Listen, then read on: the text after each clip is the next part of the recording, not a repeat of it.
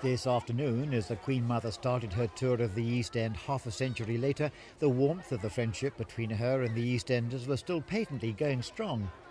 One of the biggest problems she faced was what to do with all the flowers and greetings the children in particular wanted to give her.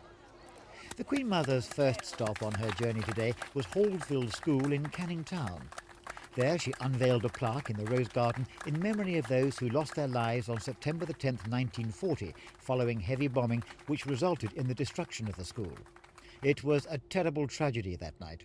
South Halsville School, as it was then known, was used as a reception centre for local families bombed out of their homes, but on the third night of the Blitz, the school itself was bombed. Officially, 73 people were killed. Unofficially, the toll was put at nearer 400. It was about between 2 and 3 in the morning it all happened. I was in a little shelter right next to school. And as the bomb went along, it blew the shelter door in and all the debris come down on us. And the school, my sister and her husband were both killed in there. My mother and her brother was in there also. And all our neighbours. Mostly, all down our street, all the neighbours all killed. We got as far as the gate, but they wouldn't let us through to get into the school to help because we were women and children. So we stood at the gate over there and they brought 2 little babies out wrapped in a shawl, dusty, and the man asked us while they were waiting for the ambulance, would we pick the glass out of the children's hair? We just sat there, the babies didn't even cry. Many of the dead were later buried in a mass grave nearby. It was on September the 13th, 1940, that the King and Queen visited the wreck of the school to see for themselves just what had happened. This afternoon, 50 years on, the Queen Mother met a group of 11-year-olds at the new Halsville School who have been doing a project about the Blitz, learning for themselves something about life during that war. The Queen Mother's next stop was at York House, a home for the elderly run by the West Ham Central Mission. She's the patron of the mission and has been there often before, hence the birthday cake. Already, and not in the least unexpectedly, with so many people wanting to see her and wish her well, her birthday visit was already running very late.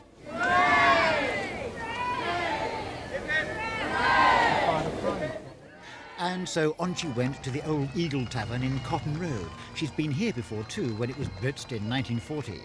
This afternoon, outside the new pub, well, new since the war anyway, she met and spoke to 2 other birthday girls.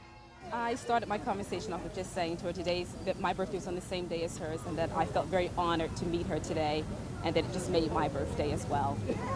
It must have been quite a special moment for you. It was a great moment for me. Just to be able to meet her was just wonderful. Just absolutely wonderful. I wouldn't have traded it for anything in this world. And Rohima Khatun, who's 10 today, just 80 years younger than the Queen Mother, felt much the same. I said to her, these flowers are for you and it's my birthday too. And what did she say to you? She said, have a lovely time at your birthday.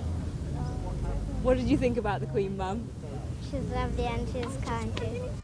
And on again the Queen Mother went, now to Victoria Park. Here she was greeted by pipers. She's a great fan of the pipes, so that went down very well.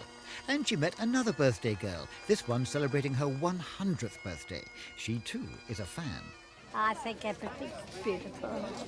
And I think our Queen, she's a wonderful mother. She's a wonderful Queen, Mum. And we all love her. Yeah. And that just about sums up what the tens and tens of thousands of people who today in East London came to see the Queen Mother felt for her. She's been here many times before, in the dark days of war and the happier days of peace. And that was why today was a lovely 90th birthday treat for everybody here in the East End. Christopher Rainbow for Thames News.